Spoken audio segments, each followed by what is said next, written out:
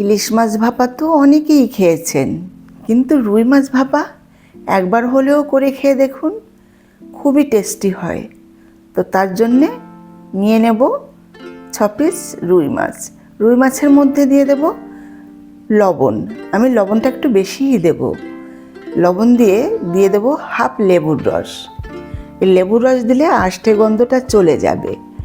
এবার দিয়ে দেব জল, দিয়ে 30 মিনিটের জন্য ভিজিয়ে রেখে দেব।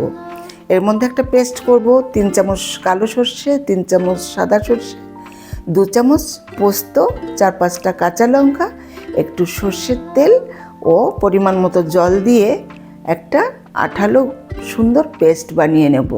দেখুন বন্ধুরা, পেস্টটা কত সুন্দর হয়েছে। এবারে একটা বলে নিয়ে নেব 150 গ্রাম দই, টক দই। এর মধ্যে সর্ষের মিশ্রণটা মিশিয়ে দেব।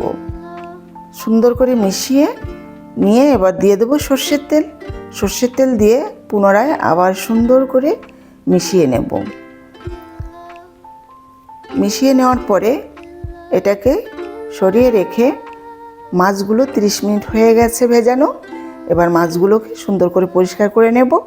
দেখুন মাছগুলো কেমন সাদা হয়ে গেছে, একটু রক্ত দেখা যাচ্ছে না, এবং মাছটা লেবু দেওয়ার কারণে অনেকটা সফট হয়েছে। এবার মাছগুলো থেকে জলটা ফেলে দিয়ে মাছে হলুদ ও সামান্য লবণ মেখে সুন্দর করে ম্যারিনেট করে নেব। ম্যারিনেট করা হয়ে গেলে এবারে যে বাটিটায় আমি ভাপ দেব মাছগুলো, সেই বাটিটা নিয়ে নেব। বাটির মধ্যে দই ও সর্ষের মিশ্রণটা ঢেলে দিয়ে সমস্ত মাছগুলো এর মধ্যে দিয়ে দেব। দিয়ে এবার সবগুলোকে উল্টে পাল্টে দেব। দইয়ের মিশ্রণটা আর সর্ষের মিশ্রণটা সুন্দর করে ভরিয়ে দেব। দিয়ে উপর দিয়ে দেব কিছু কাঁচা লঙ্কা চেরা। দেখতেও সুন্দর লাগবে এবং সুন্দর একটা গন্ধ আসবে, খেতেও অসাধারণ লাগবে। এবারে কাঁচা লঙ্কা দেওয়ার পরে দিয়ে দেব সর্ষের তেল। সর্ষের তেলটা দেওয়ার পরে ঢাকনাটা একদম টাইট করে আটকে দেব। টাইট করে আটকে দিয়ে একটা কড়াই নেব। কড়াইয়ের মধ্যে জল নিয়ে স্ট্যান্ড বসিয়ে দেব। এবারে মাছের বাটিটা বসিয়ে দিলাম। বসিয়ে দিয়ে আর একটু জল দিয়ে দেব, যাতে বাটির নিচটা কিছুটা জলে মেশানো থাকে।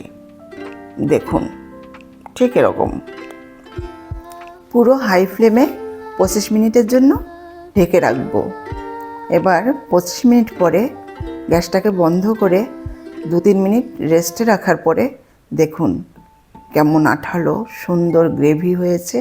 দেখতেও কতটা সুন্দর হয়েছে। বন্ধুরা, ভালো লাগলে কমেন্ট করবেন, শেয়ার করবেন, একটা ফলো করবেন, আর ইউটিউবে একটা সাবস্ক্রাইব করবেন। আপনাদের অনেক অনেক ধন্যবাদ।